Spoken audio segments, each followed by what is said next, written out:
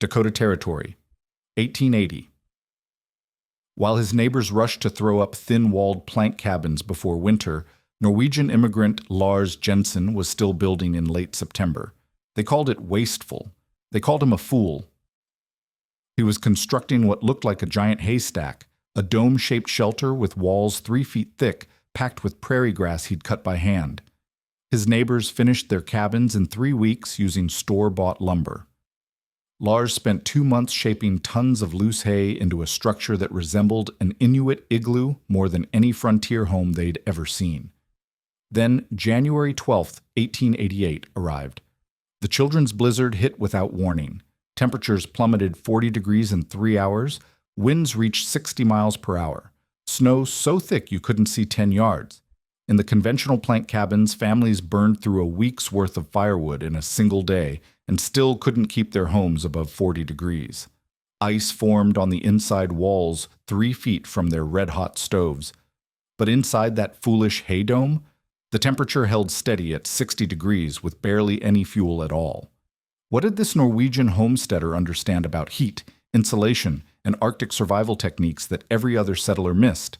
If you value stories of practical wisdom that stood the test of time, make sure to subscribe.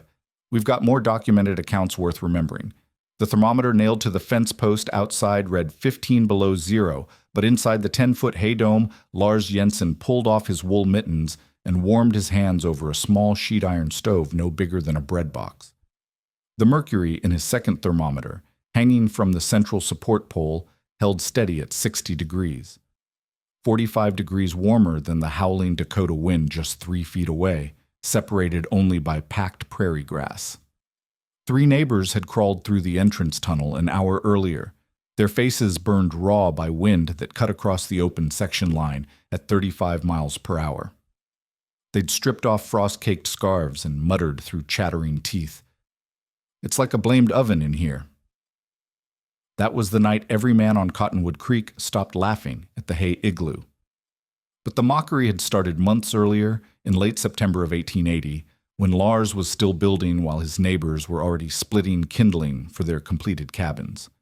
The Norwegian immigrant had claimed his 160 acres under the Homestead Act with less than $40 cash remaining after buying a second-hand team and a used walking plow.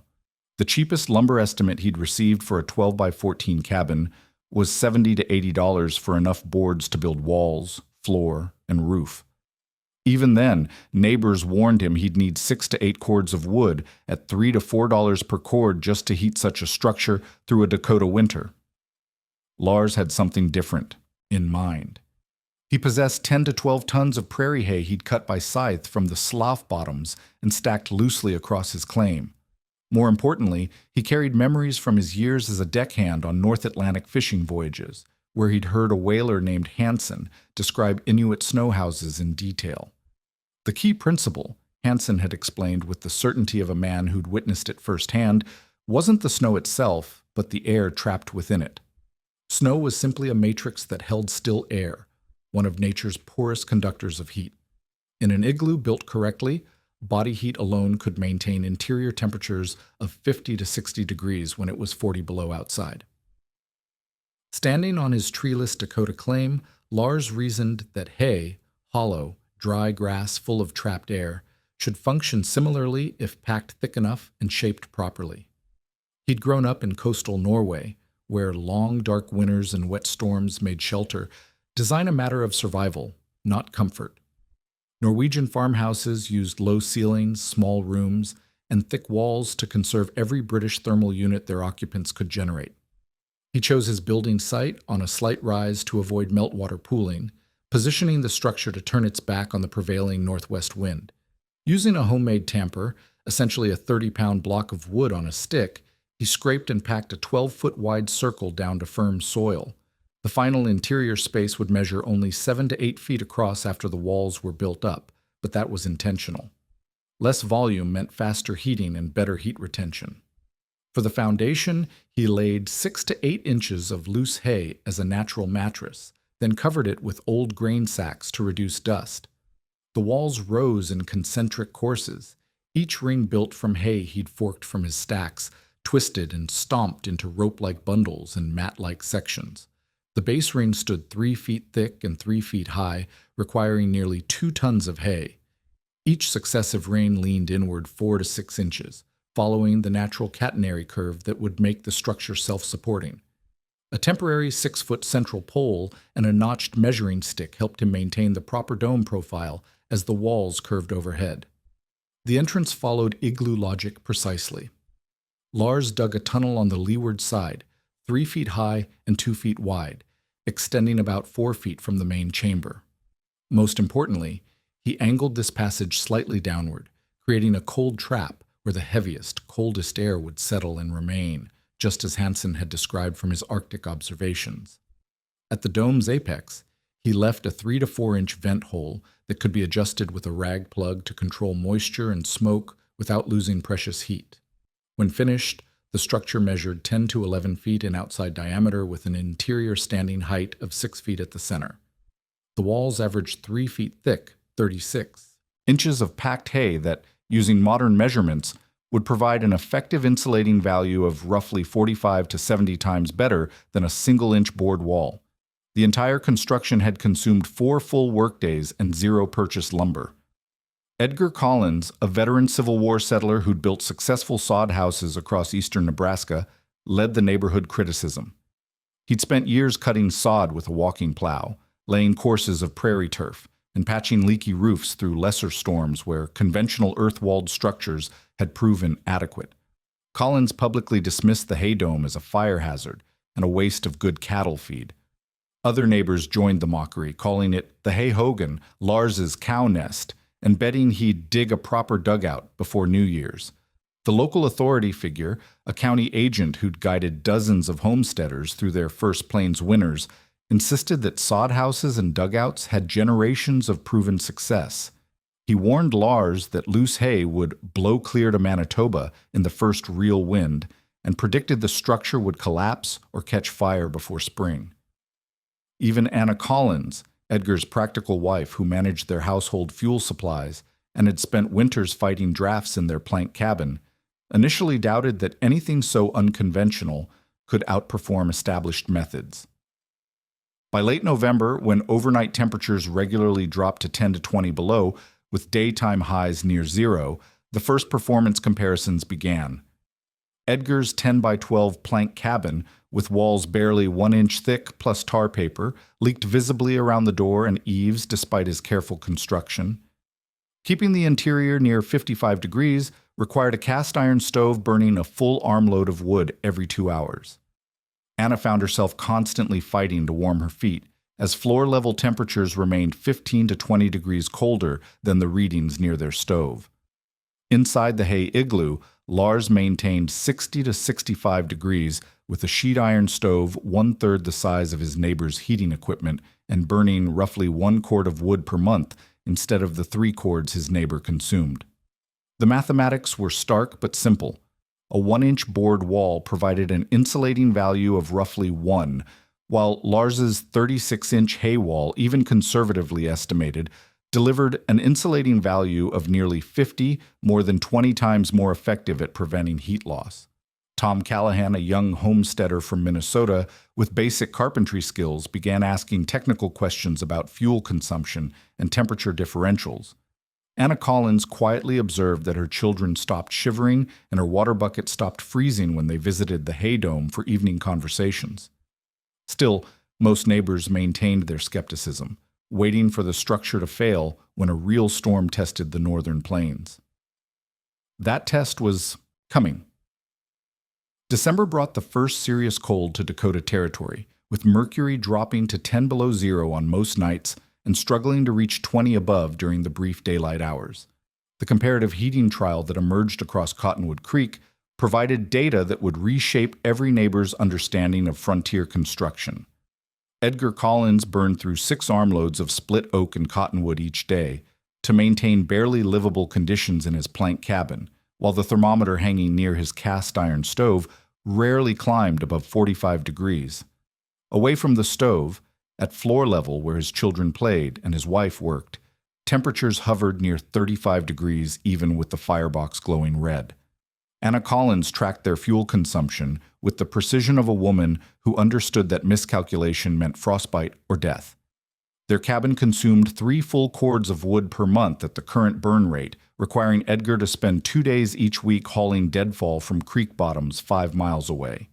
Even with this massive fuel investment, frost formed on the interior walls within 6 feet of their stove, and their water bucket froze solid every night despite sitting 18 inches from the firebox.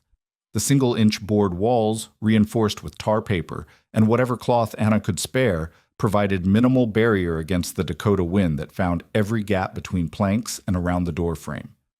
Inside the hay igloo, Lars maintained steady interior temperatures between 60 and 65 degrees, using a sheet iron stove no larger than a modern bread box, and burning approximately 1/4 cord of wood per month. His fuel efficiency defied everything the neighborhood understood about plains heating. The hay dome's performance became even more remarkable when measured against the fundamental physics governing heat transfer in frontier structures. Conduction moved heat through solid materials at predictable rates, meaning that doubling wall thickness halved the rate of heat loss through that surface. Lars's 36-inch hay walls slowed conductive heat transfer at roughly 50 times the rate of Edgar's 1-inch boards, creating an insulating barrier comparable to what modern builders would recognize as a super-insulated wall system. Convection carried heat away through air movement, but the dome's seamless curved surface eliminated the sharp corners and flat walls where cold drafts typically formed circulation patterns that stripped warmth from interior spaces. The igloo geometry that Lars had copied from Hansen's Arctic descriptions naturally shed wind rather than creating the pressure differentials that drove cold air infiltration in conventional rectangular cabins. Radiation allowed the small stove and human bodies to project heat directly across interior space, but the light-colored hay surface reflected significant portions of that radiant energy back toward the occupants then absorbing it into the walls. This combination of reduced conduction, eliminated convection, and reflected radiation created an environment where a fraction of conventional fuel input produced superior comfort results. Traditional Inuit igloos demonstrated these principles under even more extreme conditions, maintaining interior temperatures of 50 to 60 degrees using only body heat and small seal oil lamps when exterior air reached 30 to 40 below zero. The snowblock construction that Hansen had described to Lars achieved temperature differentials of 40 to 70 degrees between inside and outside air, powered entirely by metabolic heat from 2 or 3 occupants. Lars had successfully translated this indigenous engineering to plains materials, substituting dry prairie grass for snow while preserving the essential geometry and entrance design that made the system function. Tom Callahan began conducting his own informal experiments, measuring temperatures at different heights and locations within both his own cabin and Lars's dome during the coldest nights. His findings confirmed what Anna Collins had observed through daily experience. Conventional cabins created dramatic temperature stratification, with readings varying by 20 to 30 degrees between ceiling level and floor level. The hay igloo maintained nearly uniform temperatures throughout its interior space, a characteristic that Tom recognized would be especially valuable for families with small children who spent significant time at floor level. The children from neighboring homesteads began requesting permission to visit the hay cave during the evening hours, when their own homes became uncomfortably cold despite roaring fires. Parents initially viewed these requests with suspicion, but several mothers quietly admitted that their own feet never warmed properly in their conventional cabins, even when the thermometer near the stove registered 60 degrees. The floor-level air in plank cabins remained 15 to 20 degrees colder than chest-height readings, creating conditions where family members could simultaneously experience overheating near the stove and near frostbite at ankle level. Edgar Collins maintained his public skepticism even as private doubts began forming. He understood construction techniques and had successfully guided multiple families through plains winters using conventional methods, but he could not dispute the fuel consumption data that Anna tracked with increasing attention. Their neighbors were heating a smaller space more effectively while burning 1/4 the wood that Edgar's family required for basic survival. The mathematics suggested either a fundamental error in accepted building practices or an overlooked principle that conventional frontier wisdom had failed to incorporate. The settlement's informal authority structure centered around Edgar's experience and the county agent's official recommendations, both of which emphasized speed of construction and minimal cash investment over heating efficiency or fuel conservation. This approach had worked adequately during milder winters, but the sustained cold of December 1880 began revealing its limitations. Families discovered that adequate insulation became inadequate when tested by extended periods below zero, and that fuel supplies calculated for normal winters proved insufficient when cold weather demanded continuous, high-rate burning. Anna Collins found herself studying the Hay Igloo's performance with the analytical mind of a frontier homemaker who understood that domestic technology directly determined family survival. She observed that Lars never appeared to struggle with the constant fuel management that dominated her own daily routine, never rushed outside in dangerous cold to retrieve additional wood, and never faced the choice between maintaining heat and conserving remaining fuel supplies. His children's clothing remained dry rather than damp from interior condensation, and his living space stayed comfortable enough for detailed handwork that would be impossible in the Collins cabin during cold spells. The broader community began recognizing that conventional frontier construction methods had developed in response to available materials and construction time rather than heating efficiency or fuel conservation. Thin-walled structures could be built quickly with minimal investment, but they required massive ongoing fuel inputs that many homesteaders could not sustain. The Hay Igloo represented a different approach. Higher initial labor investment in exchange for dramatically reduced operating costs and superior comfort during the months when shelter performance mattered most. As December cold deepened toward the crisis that would arrive in January, this distinction would determine which families survived comfortably and which barely survived at all. January 12, 1888 began with deceptively mild conditions across Dakota Territory. The morning temperature registered 28 degrees above zero, warm enough that Edgar Collins worked outside repairing fence posts without his heavy coat. Anna hung washing on the line, expecting the unusually pleasant weather to continue through the afternoon. Tom Callahan hauled water from the creek without gloves, and children from 3 homesteads played outside in shirt sleeves, building snow forts in the light powder that had fallen during the night. By 11 o'clock, a thin line of dark clouds appeared on the northwestern horizon, moving with unusual speed across the pale winter sky. Within 2 hours, the leading edge of an Arctic front slammed into the valley with the force of a physical blow. The temperature dropped 38 degrees in less than 3 hours, plummeting from above freezing to 10 below zero as winds climbed from a gentle breeze to sustained gusts of 45 miles per hour. Fine snow began falling, so thickly that visibility dropped to less than 10 yards, creating whiteout conditions that would persist for the next 72 hours. The children's blizzard had arrived without adequate warning, catching frontier families across the northern plains in various stages of unpreparedness. Edgar Collins found himself racing to secure livestock and retrieve tools scattered around his claim as the wind began driving snow horizontally across the open prairie. By 3 o'clock in the afternoon, with effective air temperature reaching 30 below zero due to wind chill, exposed skin could suffer frostbite damage in fewer than 10 minutes. Inside conventional frontier structures, the storm's impact became catastrophic within hours. Edgar's plank cabin, which had struggled to maintain adequate temperatures during normal December cold, now faced conditions that exceeded its design limitations by enormous margins. The thin board walls flexed visibly under wind loads, allowing snow infiltration through every knothole, crack, and imperfect joint. Anna stuffed rags and cloth scraps into the worst gaps, but the horizontal snow driven by 40-mile-per-hour winds found entry points faster than she could seal them. Their cast-iron stove, normally adequate for heating the 12-by-10 space, now consumed 50 to 75 pounds of wood during each 6-hour period, while barely maintaining 40 degrees at chest height.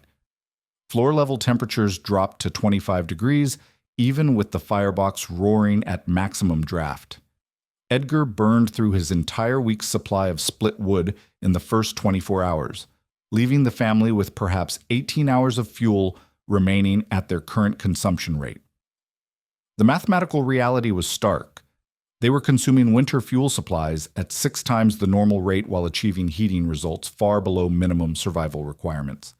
Neighboring families faced similar crises as the storm exposed the fundamental inadequacies of rapid minimal investment construction. Tom Callahan's cabin, built with the same thin wall methodology that characterized most homestead structures, suffered from severe smoke backup when snow clogged his chimney vent. He was forced to reduce his fire to prevent suffocation, dropping interior temperatures to near freezing while the storm raged outside.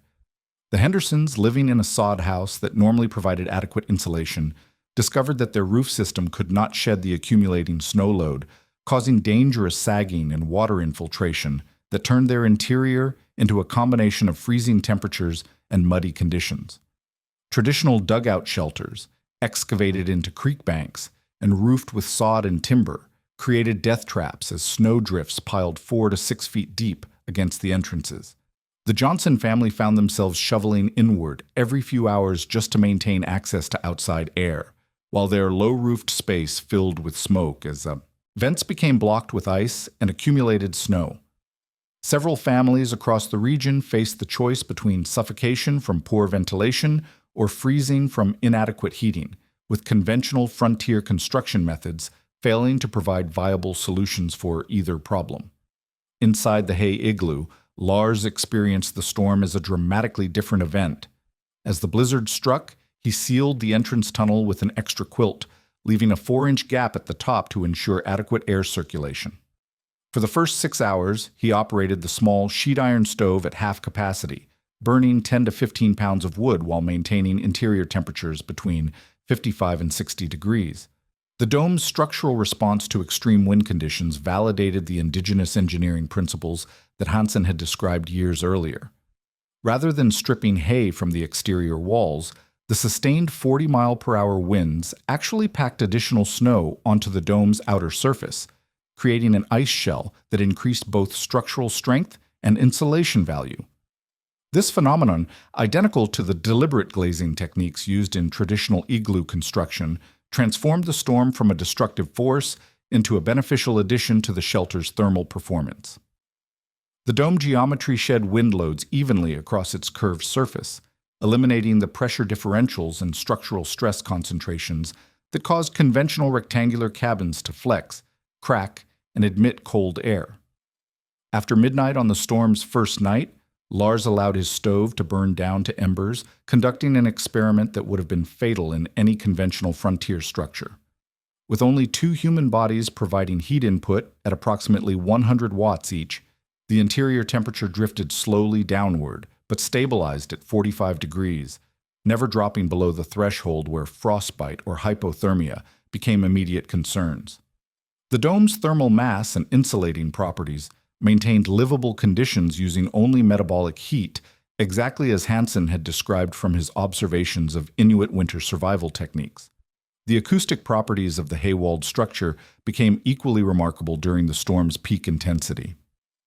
Outside sounds, the howling wind, occasional crashes of falling objects, and the distant calls of neighbors struggling with their failing shelters reached the interior as muffled, almost inaudible background noise. This sound-dampening effect, later documented in straw bale and hay bale construction throughout the Plains states, created an environment of almost perfect quiet even during severe weather events that generated noise levels capable of preventing normal conversation in conventional buildings. Temperature measurements taken every few hours throughout the storm documented the hay igloo's consistent performance under extreme conditions. While exterior air temperatures remained below zero with wind chills reaching 40 below, interior conditions varied only between 45 and 60 degrees, depending on the stove's operating level. The thermal stability eliminated the constant fuel management crisis that dominated survival efforts in conventional cabins, allowing occupants to focus on comfort and safety rather than desperate heating attempts. By the storm's second day, when neighboring families faced complete fuel exhaustion and interior temperatures approaching freezing despite continuous burning, the hay dome's superior performance had moved beyond theoretical comparison to immediate life and death advantage. The storm would continue for one more day, testing every structure and heating system across the northern plains while providing definitive proof of which construction methods could sustain human life under extreme Arctic conditions and which could not. By the blizzard's 36th hour, Edgar Collins faced calculations that no frontier family should have to make. His remaining wood pile, carefully stacked in October to last through March, had dwindled from 4 full cords to less than 3/4 of a cord. At their current consumption rate of 6 armloads every 4 hours, that represented perhaps 12 hours of heating fuel. The choice was stark. Burn the remaining wood to maintain barely survivable temperatures for half a day, or stretch the fuel over 2 to 3 days while accepting interior temperatures that would drop below freezing. Anna Collins watched frost form on the interior walls 18 inches from their red-hot stove and made a decision that contradicted everything Edgar had said about the Norwegians' foolish hay pile. She wrapped their youngest children in every available blanket and quilt, then told Edgar they had to swallow their pride. The 200-yard journey to Lars's claim would require crawling through chest-deep drifts in whiteout conditions, using fence posts as navigation markers, but staying in their own cabin meant watching their children develop frostbite while the family's fuel supply disappeared. Edgar stripped off his outer coat and wrapped it around his face, leaving only his eyes exposed to the wind that cut through wool and cotton as if they were paper. The crawl across the open section took nearly 45 minutes, following a fence line buried under snow that reached his shoulders when he stood upright. Twice he lost the wire guide and had to probe with mittened hands until he relocated the posts that marked the property boundary. When he finally reached the hay igloo, only the entrance tunnel remained visible above the accumulated drifts. Lars opened the low door to find Edgar's face burned raw by wind and ice, his eyebrows and mustache crusted white with frozen breath. The blast of 10 below air that entered with Edgar made the interior lantern flicker, but the thermometer hanging from the central support pole still registered 58 degrees. Edgar stared at that mercury line with the expression of a man whose fundamental assumptions about frontier survival had just collapsed.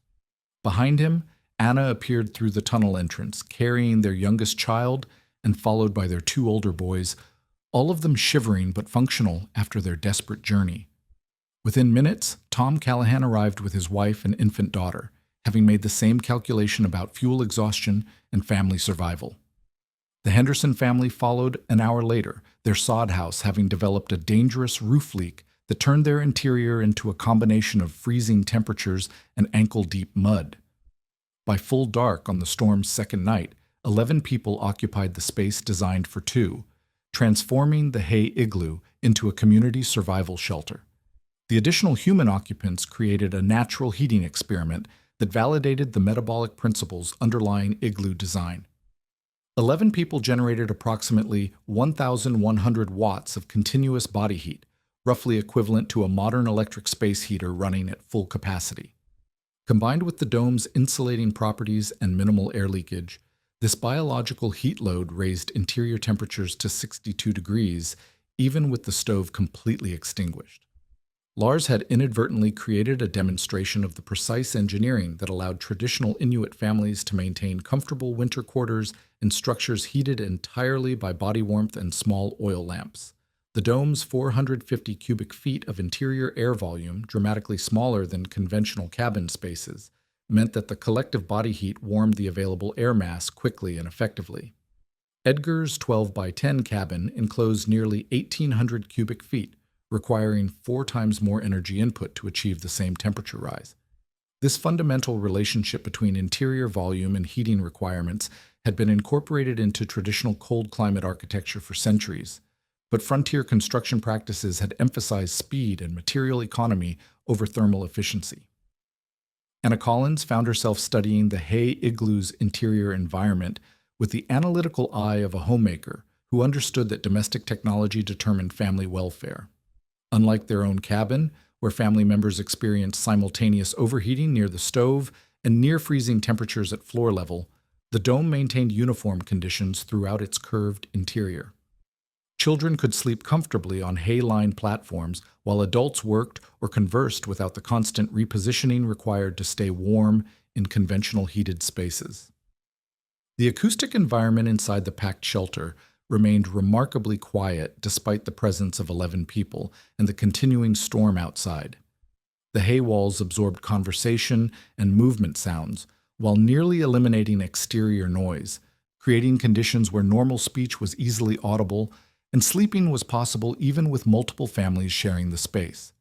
This sound-dampening characteristic would later be documented in straw bale construction throughout the Plain States, where residents consistently reported that their homes remained quiet during high wind events that made conversation difficult in conventional frame buildings. Tom Callahan, who possessed basic carpentry skills and an understanding of construction costs, began calculating the economic implications of the hay igloo's performance.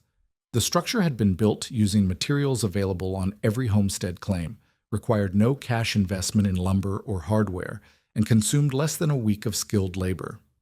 Operating costs during the severe weather proved to be roughly 1/4 those of conventional heated cabins, while providing superior comfort and safety results. The mathematics suggested that frontier families were choosing construction methods based on initial convenience rather than long-term efficiency or survival capability. Edgar Collins, the neighborhood's most vocal critic of unconventional building methods, sat wrapped in borrowed quilts on a hay-lined sleeping platform that remained consistently warm without direct heating. His own cabin, built according to accepted practices using store-bought materials and proven techniques, had failed catastrophically under storm conditions that the hay dome handled with minimal stress. The contrast between his family's desperate situation 12 hours earlier and their current comfort forced a recognition that conventional frontier wisdom contained fundamental gaps. The children from all three families adapted quickly to the communal shelter, playing quietly on floor areas that remained warm enough for bare feet, while their parents discussed the storm's duration and their plans for recovery. Several mothers commented that their children had not been truly warm in weeks, despite constant efforts to maintain adequate heating in their home cabins. The uniform temperature distribution within the dome eliminated the thermal stratification that made conventional winter housing uncomfortable for family members who spent time away from immediate stove proximity. As the storm entered its third day with no signs of weakening, the 11 occupants of the hay igloo settled into routines that demonstrated the shelter's capacity to support extended occupancy during severe weather. Lars rotated cooking duties on the small stove that had proven adequate for heating, while families organized sleeping arrangements and childcare responsibilities. Outside, the wind continued to howl across the Dakota prairie at sustained speeds above 30 miles per hour, but inside the hay-walled dome, temperatures remained stable and human life continued with a comfort level that conventional frontier construction could not have supported under identical conditions. When dawn broke on January 15th, the wind that had howled across Dakota territory for 72 hours finally stilled to intermittent gusts. The 11 occupants of the hay igloo emerged through the entrance tunnel to find a landscape transformed by snowdrifts that reached 8 to 10 feet against the windward sides of conventional buildings. Edgar Collins's plank cabin sat buried to its eaves on the northwest side, while drifts on the lee side exposed foundation timbers that had shifted under the storm's pressure. Two temporary outbuildings on neighboring claims had collapsed entirely under snow loads that accumulated faster than their lightweight construction could support. The hay igloo stood half buried but structurally intact, its dome shape having shed wind and snow loads, according to the aerodynamic principles that govern traditional Arctic architecture. More remarkably, the storm had created an outer shell of compacted snow and ice nearly 3 inches thick across the dome's entire surface, forming what amounted to a secondary insulating layer that further enhanced the structure's thermal performance. This natural glazing process, identical to techniques deliberately employed in traditional igloo construction, had transformed the blizzard from a destructive force into an inadvertent improvement to the shelter's design. Tom Callahan spent the first clear morning measuring fuel consumption data that would reshape his understanding of frontier heating economics. During the 3-day storm, the hay igloo had consumed less than 1/4 cord of wood, while maintaining comfortable temperatures for 11 occupants. His own cabin, which he'd abandoned after 36 hours, had burned through nearly 2 full cords in the same period, while failing to provide adequate heating for his family of 3. The fuel efficiency differential represented more than simple cost savings. It meant the difference between sustainable winter heating and catastrophic fuel exhaustion during extended cold periods. Anna Collins conducted her own informal survey of family health and comfort during the emergency shelter period. None of the 11 occupants had developed respiratory problems, frostbite symptoms, or the persistent chill that characterized winter life in conventional frontier cabins. Children had slept through nights without waking from cold, and adults had remained comfortable enough to perform detailed handwork and maintain normal conversation levels. These quality of life improvements translated into measurable advantages for frontier families whose survival depended on maintaining health and productivity through months of severe weather. Edgar Collins, who had publicly dismissed the hay igloo as wasteful and temporary, faced the mathematical reality that his family had survived the region's worst blizzard in a structure built from materials he'd considered livestock feed. His own cabin required extensive repairs to address storm damage and had proven fundamentally inadequate for the climate conditions that Dakota Territory settlers faced each winter. The contrast between his desperate fuel calculations during the storm and the relaxed heating management inside the dome forced a recognition that conventional building practices prioritized initial convenience over long-term survival capability. Within 2 months of the blizzard, 3 neighboring families began construction of hay-based winter structures. Tom Callahan built a straw-packed addition around his existing cabin walls, creating a double wall system with loose prairie grass filling a 2-foot cavity between interior and exterior surfaces. The modification reduced his heating fuel consumption by 60% during the remainder of the winter, while maintaining interior temperatures 15 to 20 degrees warmer than his original single-wall construction had achieved. The Henderson family constructed a full hay dome following Lars's methods, but with interior dimensions expanded to accommodate their larger family size. Their structure, measuring 12 feet in interior diameter with walls averaging 40 inches thick, demonstrated that the Igloo principles could be scaled to different occupancy requirements while maintaining the thermal efficiency that made the system practical. Anna Collins convinced Edgar to build a hay-insulated livestock shelter that kept their milk cow comfortable enough to maintain production through the coldest months, proving the technique's value for agricultural applications as well as human housing. These immediate adoptions occurred within the broader context of plains agricultural development that would validate the hay building methods over subsequent decades.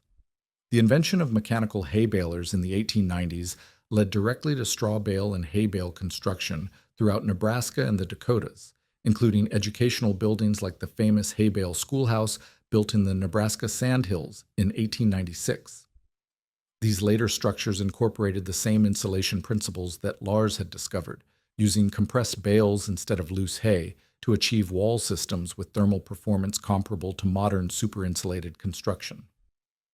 Martin Jensen, Lars's son who grew up hearing stories of the winter the hay house saved the neighborhood, witnessed the evolution of thick-walled plains construction from experimental technique to accepted practice.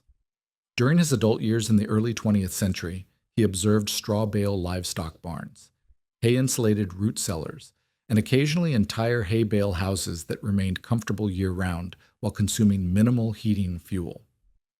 County agricultural agents who had once dismissed such methods as primitive began recommending thick-wall, high-mass construction for farm buildings after documenting superior performance during severe weather events. The long-term durability of hay-based construction surprised even early adopters who had expected temporary structures requiring frequent maintenance or replacement. Tom Callahan's straw-insulated cabin remained in service for more than 40 years, requiring only occasional restuffing of settling insulation and routine maintenance of the interior and exterior wall surfaces. The original hay igloo, reinforced with additional layers after the blizzard, served as Lars's winter residence for 12 years before he built a larger permanent house using the same thick wall principles with more conventional materials. Modern building science would later confirm that straw bale walls achieve effective insulation values between 45 and 60, placing them among the highest performance wall systems available to residential construction.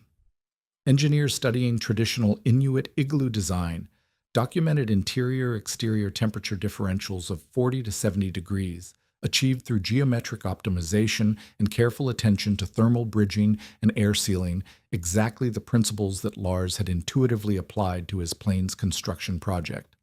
The broader legacy of the Hay Igloo extended beyond individual building techniques to demonstrate the value of traditional knowledge systems that had been tested under extreme conditions over extended periods. Hansen's descriptions of Arctic indigenous architecture, transmitted through casual conversation to a Norwegian immigrant, contained engineering principles that outperformed the accepted frontier construction methods of the 1880s. This pattern of indigenous technical knowledge proving superior to contemporary conventional practices would be repeated throughout plain settlement history as newcomers gradually learned to work with local climate conditions rather than imposing inappropriate building methods from different environments. On the northern plains, the man who trusted snow house wisdom to build a house of grass didn't just prove his neighbors wrong.